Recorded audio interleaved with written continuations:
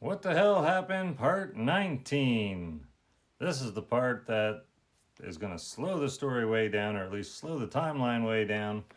I should say, get your tea ready. I got tea. Actually, I should say get your coffee ready because I sell coffee, not tea. But some things you just need tea for, and sometimes it needs to be from Long Island. It's really not an easy story to tell. Well, it's easy to tell, it's just not easy to think about. I prefer not thinking about it. But I just have this idea that once it's told, I can finally put it behind me, at the same time feel like I'm completely open and transparent going forward. In the last part or parts, I talked about how three of us were on the homestead and how things went and how things were just kind of falling apart. And here's the actual falling apart. So my wife Delilah's up at the camper. The second camper, we're staying apart, and then she goes to her parents for Thanksgiving. That all goes according to plan, basically. We were going to get back together when she came back and hash everything out. Well, turns out while she's up there that her grandmother has cancer. So she was going to stay a little bit longer. I thought that was totally cool. It's basically at this moment that I think a variety of people started scheming and planning, and had much more of an idea and plan of what was going to happen in the future than me. I just was taking everything at face value. I don't really know this, but the way everything was coordinated and planned, it doesn't just happen spontaneously. Like, there was a plan. So anyway, she's up there. I just pretty much continue homesteading, doing my thing. Jezebel, my sister's off in a far field. It's wintertime, so she's up in specific fields, with hay and everything for the animals because nothing's growing. A couple weeks into this, my wife and I were pretty much talking on the phone at least once a week, just going over what's going on, and it becomes obvious that her grandmother is really not going to do well and needs a caregiver. And since we were having our issues, it just seemed to make sense. She thought it'd be a good idea for her to stay. I said, yeah, that'd be a good idea. Help your family when they need it. So that's pretty much what happened. She ended up, a couple months went by. Me, on the other hand, I'm here just like, homesteading's going okay, more or less. My marriage is falling apart or has fallen apart, and I'm just confused. I just don't know like what to do. Like, I'm a problem solver, and I've encountered a problem that I cannot figure out how to solve. So, being religious, I call out to my creator. I'm just like, hey, um, issues here. um, and I just feel like there was just silence, like there was just nothing. And so, regardless, I keep doing that, and I'm just looking at myself like, yeah, I am scrutinizing myself, everything I've done wrong, everything I can improve on, things I'm currently doing wrong, like whatever, like related to marriage or not, just be a better person. And so I'm just going through all this trying to improve myself, and I'm feeling better about that, but still the situation exists. So I'm basically just coexisting, just going through. Would have been trying to remember the timeline. I may have to make corrections to timelines, but I'm not looking through stuff I wrote down right now. End of November until early February. Everything seems all right. One day in early February, one night before I go to bed, like, I'm just like, I don't know what to say other than just in like utter turmoil. Like, everything just feels awful. Like, you just get a feeling that things are just not good, and I can't sleep, and I'm just distressed, and I don't totally know why. I just attributed it to the current state of my life.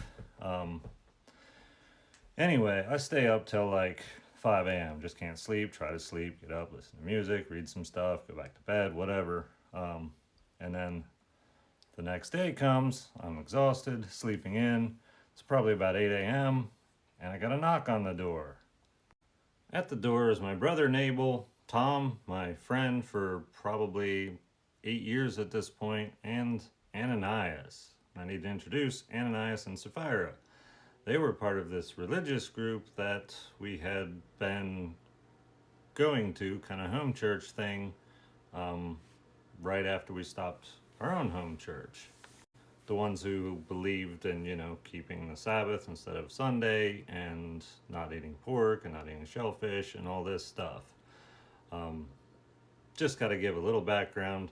Seemed to be really great people. They were the, quote, leaders of this group, although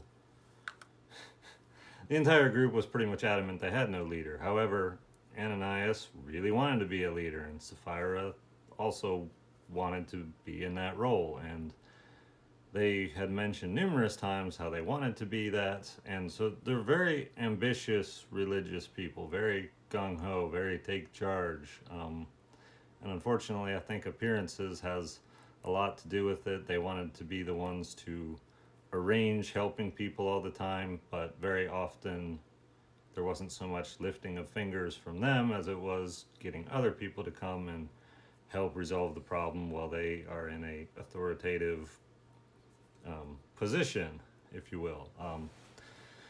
It just became more and more apparent as time went on. But it kind of explains why they're here.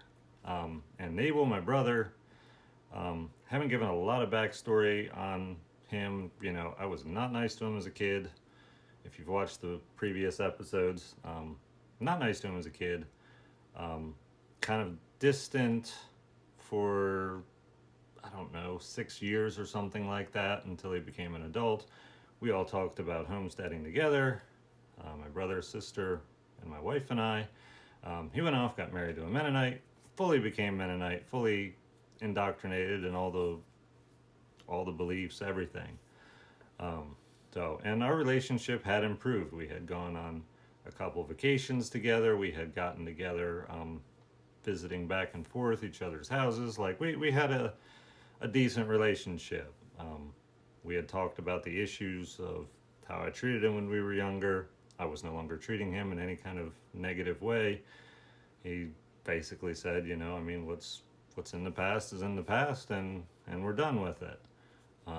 But I think he may have, and who would blame him, deep down wanted some kind of justice, and that may play a role here. So here I am at my camper door at about 8 a.m. and I've got this, everyone in this group is Mennonites except for Ananias and Sapphira, who are, religious people that really enjoy being in charge of other people. That's about all I can do. And Tom says he's not a Mennonite. He's a Mennonite.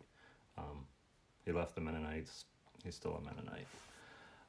So anyway, I've got this multi-religious group of people. Just the men are there. They knock on the door. I am ordered to get up, get dressed, and come outside. And I don't really think anything of it. These are my friends. These are my people.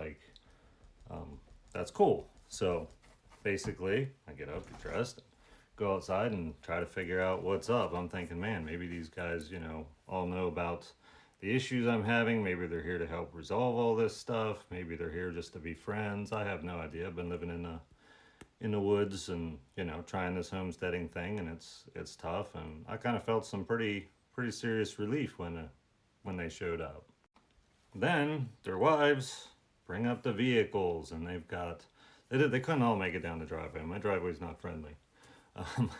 But they bring at least one truck and trailer back, maybe even two, and the women are in the vehicles and they all jump out and they're getting ready to do I have no idea what. And my sister Jezebel nowhere to be seen.